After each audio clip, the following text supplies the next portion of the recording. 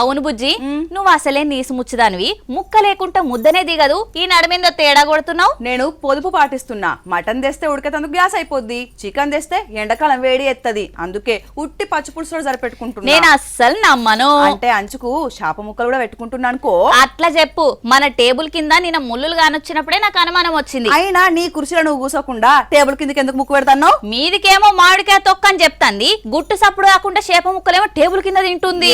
నీకు కూడా తెప్పిస్తా తీయి. మీ ఊర్లో పడుతుండ్రా ఎట్లా? ఇప్పుడంతా చేపల పండగనే కదా, తమిళనాడులో చూడు ఏ తీరులో సాగుతుందో. వారెవ్వా, వారం 10 రోజుల వరకు చుట్టు 10 ఊర్లకు గొట్టాల చేపల పులుసు వాసన. తమిళనాడు మదురై జిల్లాల ఏటా ఈ చేపల పండుగ చేసుకుంటారులా. పెరియార్ కాలువలకెళ్లి నీళ్లు వారినప్పుడు పిల్లలో వదులుతారు. ఇక ఇప్పుడు కోతలు ఒడిచినాక కాలువల నీళ్లు తగ్గుముఖం బట్టినాక ఈ ఉత్సవం చేసుకుంటారు. 5 ఊర్ల పబ్లిక్ ఒక్కతాన చేరి కాలువంతా జలడబట్టి చేపలు ఒడిచి పడతారు. కమ్మని కూరలు చేసి దేవునికి నైవేద్యం సమర్పిస్తారన్నట్టు.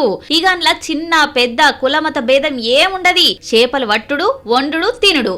ఇది పెద్ద పండుగంటే నమ్ముండ్రి. ఇది ఎలా పుట్టింది కాదు, షానేళ్ల సందొస్తున్న ఆచారం అన్నట్టు. ఏంది వార్త చూస్తుంటే మీ నోట్లే నీళ్ళురుతున్నట్టున్నాయిగా. ఇంకెందుకు ఆలస్యం, తమిళనాడు కంటే ఓలేం గాని మీ ఊరు చెరు దిక్కు ఓలేసుకొని ఓన్రి మరి.